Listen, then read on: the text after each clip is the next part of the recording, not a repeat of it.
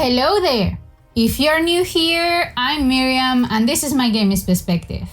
A couple of months ago, I made a video about whether you should buy the PS4 on 2020 before the release of the PS5. And now that said release is getting closer to us, I thought I would make a video about whether or not you should buy the PS5 at launch. Before I start talking about whether you should or whether you shouldn't, keep in mind that, well, I've already pre-ordered my PS5, so I'm going to tell you the arguments I told myself in favor and against buying the PS5 at launch. Not sure if they really worked because, well, I already pre-ordered it, but okay. And also, when I say at launch, I don't just mean on the day that the PlayStation 5 is going to be released.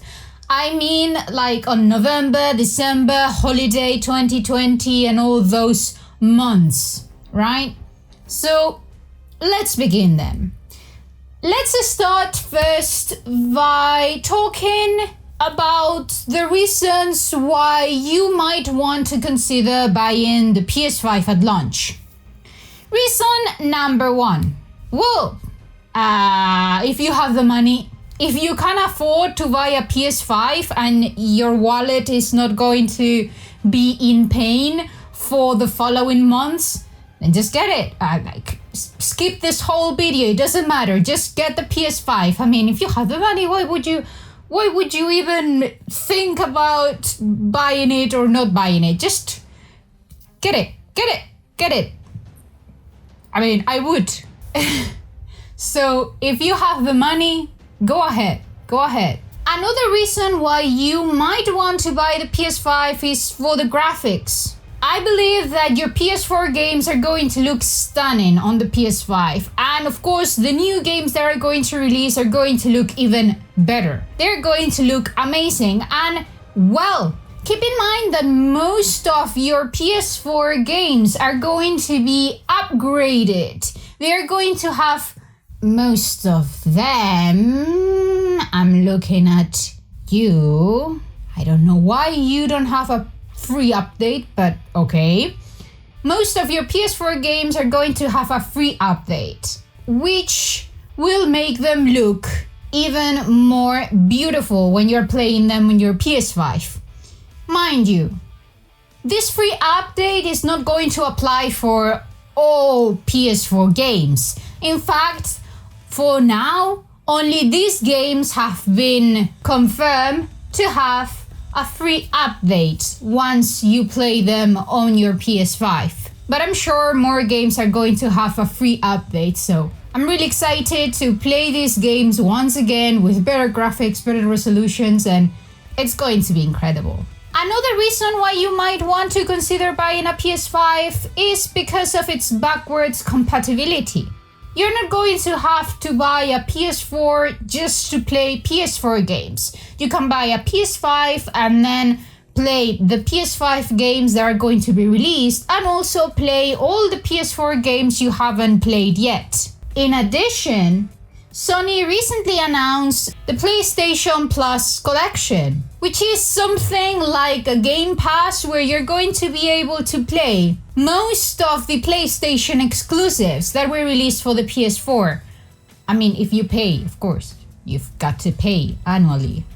But that's a Game Pass, right? So that's really good. That's definitely one of the things I'm going to try first because there are a lot of games I still haven't played yet. Now, let's talk about the reasons why you should maybe wait until you get your PS5. These are the reasons I tried to tell myself, but they didn't work. Because I watched the other day the PS5 showcase and immediately after the next day I pre-ordered my PS5. But let's see if they convince you or not. Who knows? First of all, the PS5 is freaking expensive. I mean, if you buy the digital one, then it's a little bit cheaper, but the one with the disc, it's 500.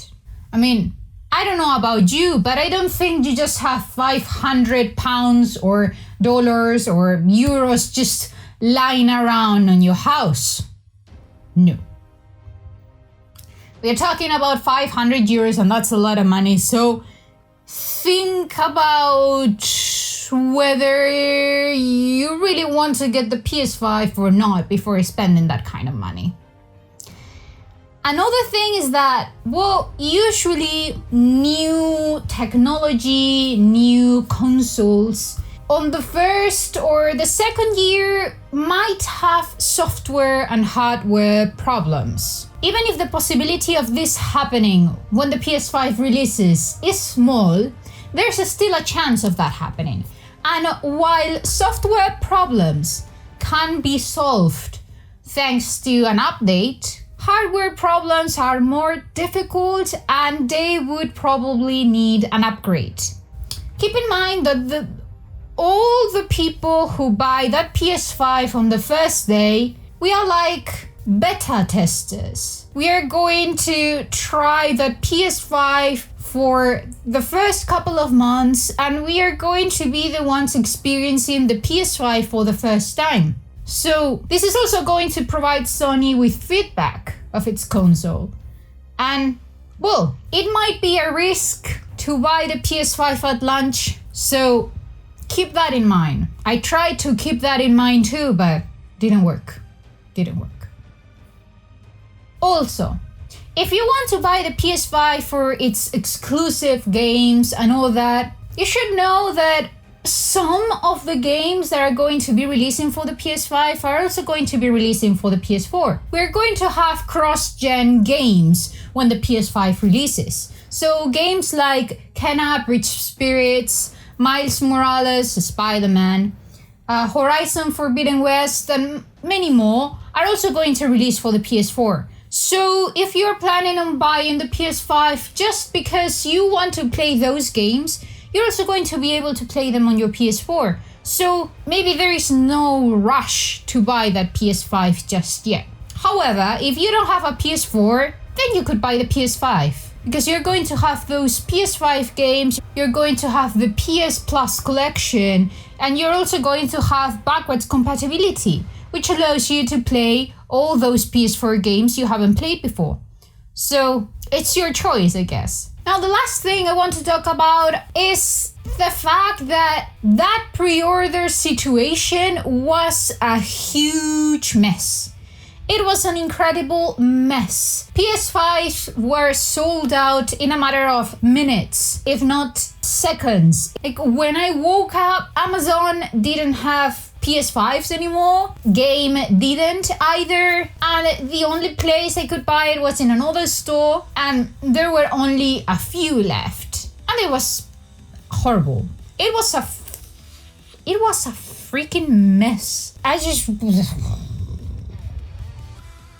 like in theory, Sony is supposed to be making more pre-orders available, but I'm not sure how that's going to work, and I'm not sure if that's going to go well or not. This whole situation was a mess. So if you're lucky, you could be able to get your hands on a PS5, but I'm just not sure. I'm really not sure how this is going to go, and when the PS5 launches, I don't know if they're going to have PS5s in stores. I don't know if you're going to be able to get your hands on one. I mean, I'm really not sure.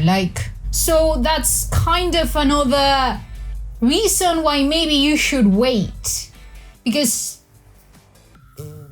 it might be not impossible, but really difficult to buy a PS5 at launch. And plus, good things come to those who wait. At least that's what they say, right? So, and those are basically the reasons I thought that would convince me to not buy the PS5 at launch, but they didn't work for me. I hope that at least they will work for you. But it's your money, it's your choice. If you're really excited to buy the PS5, then go get it. Go get it. If it's going to make you happy, go get it. If you're going to regret not getting the PS5, then just buy it. If you have the money, if right now you are not in need, or you think you are able to spend that kind of money, then go get the PS5. I'm sure you're not going to regret it. What do you guys think? Did some of you already pre-order your PS5? Or are you still waiting? Did you want to pre-order that PS5, but the pre-order didn't happen because it was a mess? Or leave a comment down below and tell me all about it. And if you've liked this video, don't forget to subscribe and click on the notification bell so that you don't miss any videos in the future. I'll see you in the next video.